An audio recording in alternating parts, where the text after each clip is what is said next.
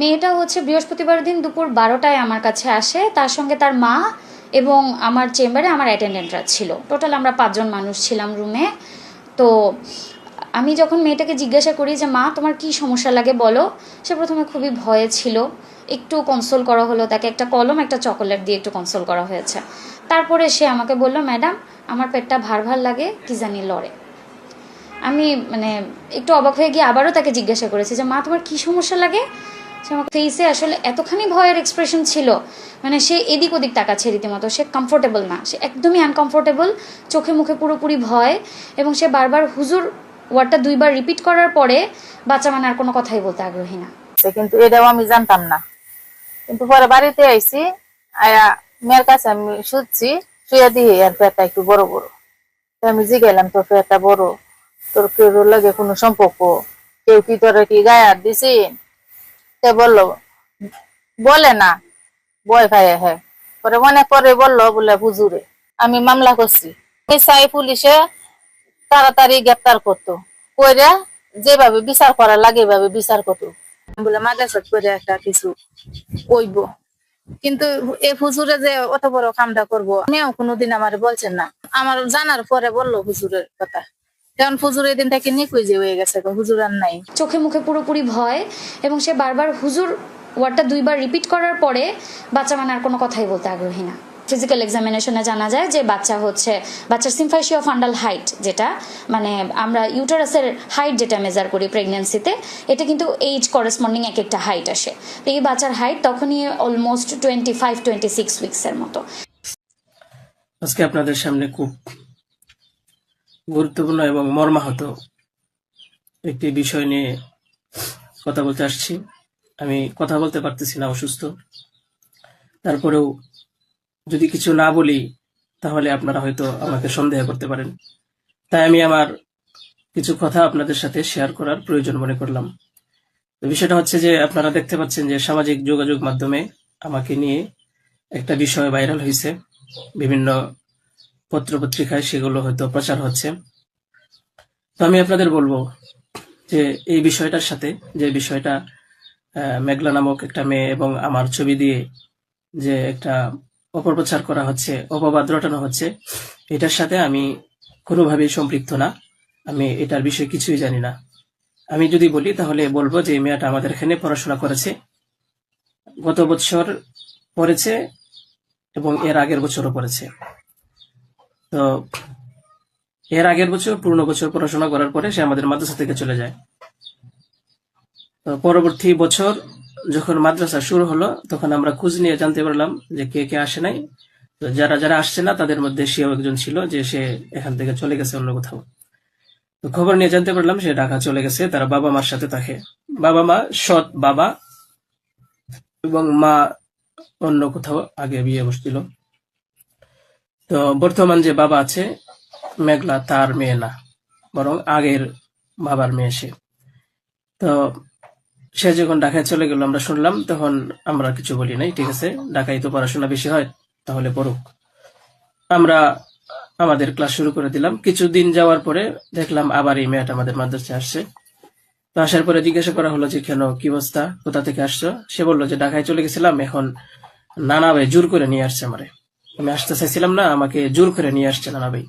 দেশবাসী, আমি আপনাদের সাথে শুধু এই কথাটাই বলতে চাই যে যে মেয়েটা এখানে আসতে চাইছিল না, চাচ্ছিল না, তাকে কেন জোর করে আনা হলো? তাকে জোর করে আনার পিছনে কি কারণ ছিল বা তার কি স্বার্থ ছিল? পরবর্তীতে আমরা এটাও জানতে পারি যে এই মেয়েটা তার এই নানার সাথে রাতের বেলা ঘুমায়। সে নিজেই বলছে। কেন বলছে? যখন আমরা জিজ্ঞাসা করলাম যে তুমি হিজাব পরো না, অন্য মেয়েরা হিজাব পরে, তুমি বুরকা পরো না, অন্য মেয়েরা বুরকা পরে, কারণ তার চলাফেরা সম্পূর্ণ আলাদা ছিল। আপনারা চাইলে গ্রামে গিয়ে মাদ্রাসার ছাত্রছাত্রী যারা আছে তাদের সাথে কথা বলে দেখতে পারেন যে সে সম্পূর্ণ আলাদা ছিল। তার কোনো কিছুই আমাদের কমনের ভিতরে ছিল না, আমরা তাকে কন্ট্রোল করতে পারতেছিলাম না। তো সে এইভাবে কিছুদিন থাকার পরে আমরা ভাবলাম যে হয়তো তাকে আমরা রাখতে পারবো না, কারণ আমরা তাকে কন্ট্রোল করতে পারছি না। হয়তো মেয়েটা অন্য কোথাও গিয়ে যদি কন্ট্রোলে থাকতে পারে, পড়াশোনা করে, তাহলে এটা তার জন্য ভালো। তাই আমরা তার গার্জেনের কাছে বললাম, তার মাকে আমরা বুঝাইয়া বললাম আমাদের উদ্দেশ্য এটাই ছিল যে তার মা যেন তাকে বুঝিয়ে বলে যায় যে হুজুরের কথা মেনে চলবা, মাদ্রাসার নিয়ম কানুন মেনে চলবা, এই কথাগুলো উনি বুঝিয়ে যাবেন। কিন্তু উনি কি করছেন যে ওনার মেয়েকে উনি বলছে যে না, আমি এখানে রাখবো না, নিয়ে চলে যাব। তো আমাদের এখান থেকে প্রায় 5-6 মাস আগে আমাদের মাদ্রাসা থেকে নিয়ে চলে গেছে। হয়তো পরবর্তীতে খবর নিয়ে জানতে পারলাম সিলেটে যেখানে উনি থাকে সেখানে নিয়ে গেছে। তো নিয়ে যাওয়ার পরে আহ এখন কিছুদিন আগে আবার আসছে, এসে বলতেছে যে এই দুর্ঘটনা, যে খুব বড় সমস্যা। যে কথাটা শোনার পরে আমার মতো একজন সাধারণ মানুষ, আমি আর সহ্য করতে পারছি না, আমি আর নিজেকে ঠিক রাখতে পারি নাই, আমি একেবারে অসুস্থ হয়ে পড়ছি। কারণ আপনারা হয়তো জানেন যে অনেকেই, আমার ফ্যামিলি আছে, আমার বাচ্চা আছে, আমার বিবি সাহেব আছে, আমার আত্মীয় স্বজন আছে। আপনারা বলুন তো, আমার নামে যে বিষয়টা প্রচার হচ্ছে, এটা আমার ফ্যামিলির লোকেরা দেখে আমাকে কি বলছে, কি ভাবছে, আপনারা সঠিক তদন্ত করুন। আমি কখনোই দেশের আইনের প্রতি অবাধ্য না, আমি শ্রদ্ধাশীল। দেশের আইন আছে, সে আইন সঠিক অপরাধী যে তাকে খুঁজে বের করবে। আপনারা অপরাধী খুঁজে বের করার আগেই যদি আমাকে অপরাধী বানিয়ে ফেলেন, তাহলে তো আসল অপরাধী পার পেয়ে যাবে, আসল অপরাধী তো ছাড়া পেয়ে যাবে। আপনাদের কাছে আমি অনুরোধ করে বলি, আপনারা আসল অপরাধীকে খুঁজে বের করুন, টেস্ট করা হোক যে আসলেই এ বাচ্চা বাবাকে। আপনারা আমাকে টেক দিচ্ছেন, বিভিন্ন পত্রপত্রিকায় টেলিভিশনে বলা হচ্ছে। আমি আপনাদের কাছে শুধু এই কথাগুলোই বলবো যে আল্লাহ তাআলার বিচারের উপরে যদি শ্রদ্ধাশীল থাকেন, এই বিশ্বাস করেন, তাহলে আমাকে নিয়ে আর এরকম কাজ করবেন না।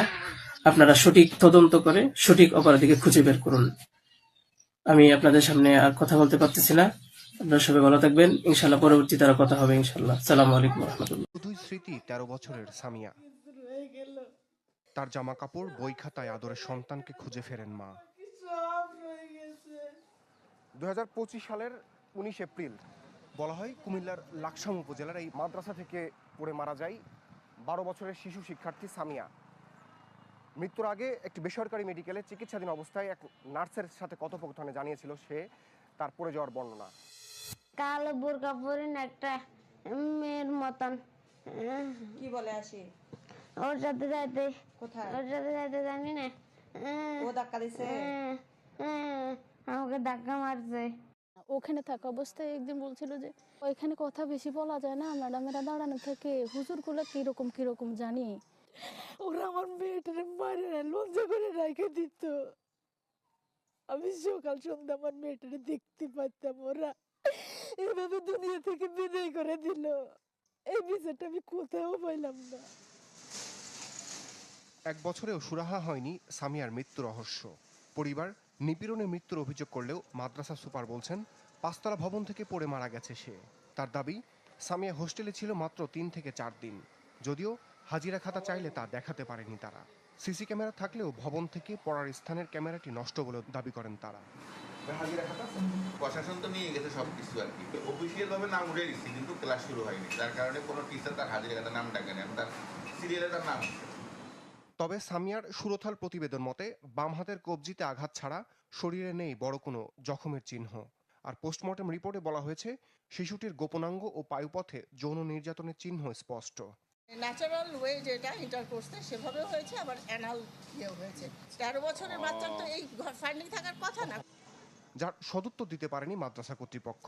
তদন্ত কর্মকর্তাকে উদ্ধৃতি দিয়ে দায়সারা জবাব। প্রশাসন এটাকে অ্যানালাইসিস করে বের করছে, তাকে কম দিন 15 দিন আগে দর্শন করা হয়েছে। ঠিক আছে রাজু ভাই, তাকে পূর্ব দর্শন করা হয়েছে।